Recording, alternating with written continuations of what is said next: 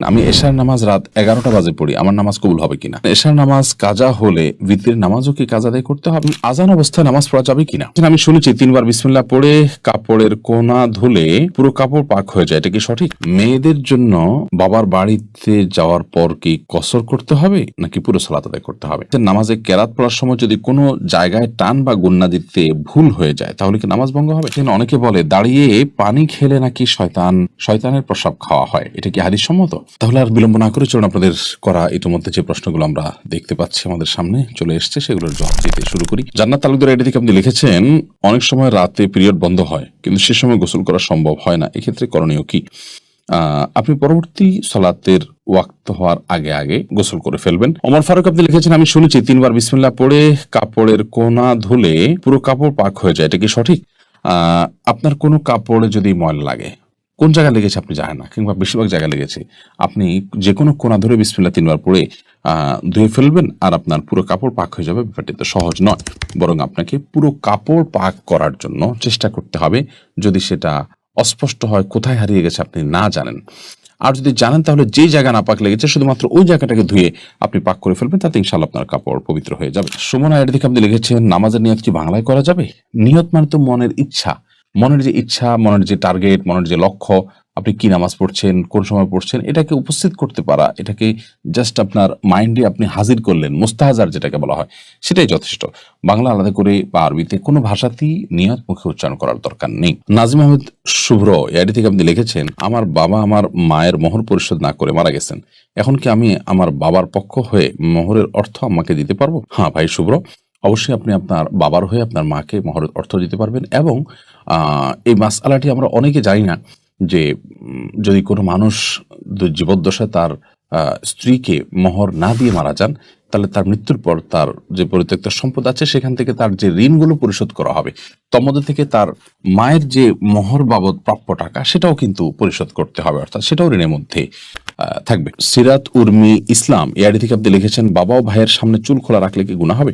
না, বাবা বা ভাইয়ের সামনে চুল খোলা রাখলে মেয়েদের জন্য গুনাহ হবে না। নিয়ামতুল্লাহ আপনি লিখেছেন, আজান অবস্থায় নামাজ পড়া যাবে কিনা? আজান চলাকালীন নামাজ পড়লে কোনো অসুবিধা, নামাজ হয়ে যাবে। তবে ধরুন আজান শুরু হয়েছে, তখন আপনি নামাজের নিয়ত না করে আজানের জবাব দিবেন, এবং আজানের জবাব দেওয়া শেষ হয়ে গেছে, তারপর আপনি এবার সালাতের নিয়ত করবেন। সেই সাথে প্রথম আজান যেটা আপনার মহল্লাতে শুনছেন আপনি সেটার জবাব দিবেন। সবগুলো আজানের জবাব আপনাকে খুঁটি খুঁটি দিতে হবে এমনটি কিন্তু আবশ্যক নয় আপনার জন্য। মেহেরুন আইডি থেকে আপনি লিখেছেন, এশার নামাজ কাজা হলে ভিতরের নামাজও কি কাজা আদায় করতে হবে? জি, এশার নামাজ যদি কাজা হয় তাহলে সেক্ষেত্রে ভিতরের সালাতও তার সাথে আদায় করবেন। মেয়েদের জন্য বাবার বাড়িতে যাওয়ার পর কি কসর করতে হবে নাকি পুরো সালাত আদায় করতে হবে? দেখুন, মেয়েরা বিবাহের পর স্বামীর সংসারে যখন চলে আসেন, এটাই তাদের বাড়ি, এটাই তাদের ঠিকানা, এটাই তাদের বসবাস। সেক্ষেত্রে তারা স্বামীর সাথে স্বামীর বাসায় থাকবেন, তখন পুরো সালাত আদায় করবেন। আর বাবার বাড়িতে যখন যাবেন তখন সেটা তাদের আপনার বেড়ানোর জায়গা, এবং সেখানে তারা নিছকই গেস্ট, যার কারণে সেখানে কিন্তু তিনি আপনার পুরো সালাত আদায় করবেন না, বরং কসর সালাত আদায় করবেন যদি সফরের দূরত্ব হয়, সেটি অনেক দূরের হয় এবং সেখানে তিনি মাত্র 2-4 দিন 5 দিন বেড়ানোর নিয়তে যান। আর যদি সেখানে তিনি বসবাস শুরু করেন বা সেখানে বসবাসের তার সুযোগ আছে, সন্তান সেখানে থাকেন, অনেকে ঘর জমায় থাকেন ইত্যাদি, তাহলে সেখানে পুরো সালাত তিনি আদায় করবেন। আবু সাদাত এমনি সাইম আপনি লিখেছেন, আমি শুনেছি গোসল করার পর কলা ফল খাওয়া নিষেধ বলে হাদিসে উল্লেখ আছে, এটা কি সত্য? গোসল করার পর কলা বা ফল খাওয়া যাবে না এমন কোনো কথা কোরআন হাদিসে কোথাও আছে বলে আমার জানা নেই।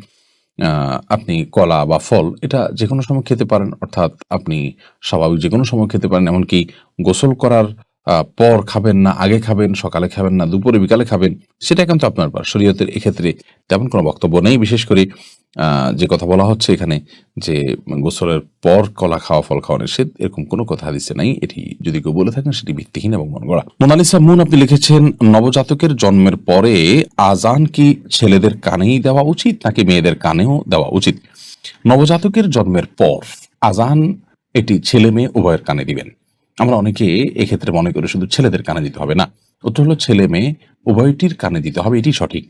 এবং আজান সম্পর্কে নবজাতকের কানে সপ্তম দিনে আজান, জন্মের পরে তাকে আজান দেওয়া, এ বিষয়টি বিভিন্ন হাদিস দ্বারা প্রমাণিত। যদি হাদিসের সনদগুলোকে মুহাদ্দিসরা অনেকে দুর্বল বলেছেন, কিন্তু সেটা আমলযোগ্য, এবং যার কারণে নবজাতকের শিশু তার কানে আজান দিতে হবে জন্মের পর, সেটি ছেলে হোক কিংবা মেয়ে হোক। যদি এটা ওয়াজিব নয়, কিন্তু দিলে সেটা ভালো মুস্তাহাব। এমনি সালমান আপনি লিখেছেন, নামাজে কেরাত পড়ার সময় যদি কোনো জায়গায় টান বা গুন্না দিতে ভুল হয়ে যায় তাহলে কি নামাজ ভঙ্গ হবে?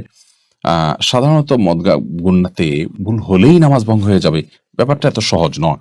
তবে এটি কখনো কখনো হতে পারে এমন যে আপনার লাহানে জালি হয়ে গেল, যে মদ বা টেনে পড়া বা না পড়ার কারণে অর্থ বিকৃত হয়ে ভয়াবহ কোন অর্থ দাঁড়ালো, যেটা কোরআনের উদ্দেশ্যের পরিপন্থী, তাহলে সেক্ষেত্রে লাহানের জালিটা নামাজ ভঙ্গের কারণ হতে পারে। আসান হাবিব আপনি লিখেছেন, বিয়ের মহরানা কি ছেলের নিজের উপার্জিত হতে হবে নাকি ছেলে তার বাবা থেকেও নিতে পারবে? বিয়ের মহরানা এটা ছেলের উপার্জিত অর্থেই হতে হবে এমনটা আবশ্যক নয়, বরং তার বাবা থেকে সে চাইলে নিতে পারে।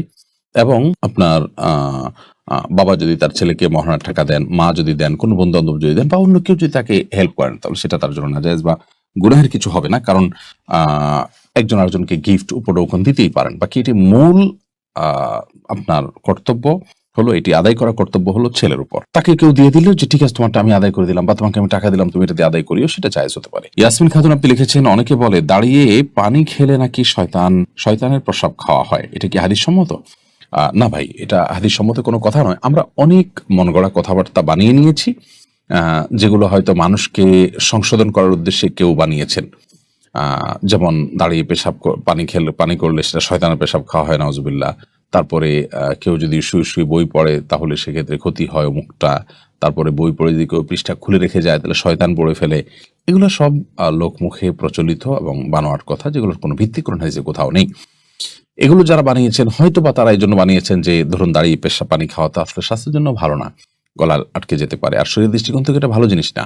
তো এই খারাপ কাজটা যাতে কেউ না করে সেজন্য একটু শক্ত করে একটা বানোয়াট কথা দিয়ে তাকে ভয় দেখায় দিলেন।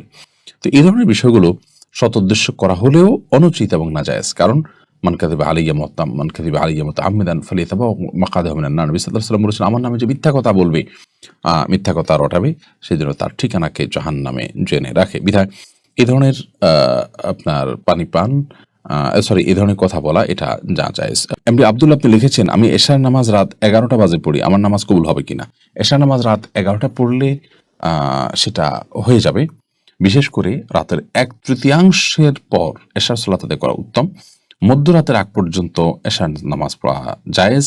মধ্যরাতের পরে যদি কেউ ভোরাতেও পড়ে তাহলে সেক্ষেত্রে সেটাও জায়েজ হতে পারে নিরুপায় ব্যক্তির জন্য। সচরাচর কোনো ওজর ছাড়া মধ্যরাতের পর পর্যন্ত এশাকে নিয়ে যাওয়া উচিত নয়। এখন এই মধ্যরাতটা কয়টা বাজে হবে এটা আপেক্ষিক বিষয়। কোনো মৌসুমে কোনো দেশে এক সময় হতে পারে, অন্য দেশে আরেক সময় হতে পারে। আমাদের দেশে শীতকালে মধ্যরাত এক সময় হয়, গরমকালে আরেক সময় হয়, কারণ গরমকালে রাত ছোট থাকে, শীতকালে রাত অনেক বড় থাকে।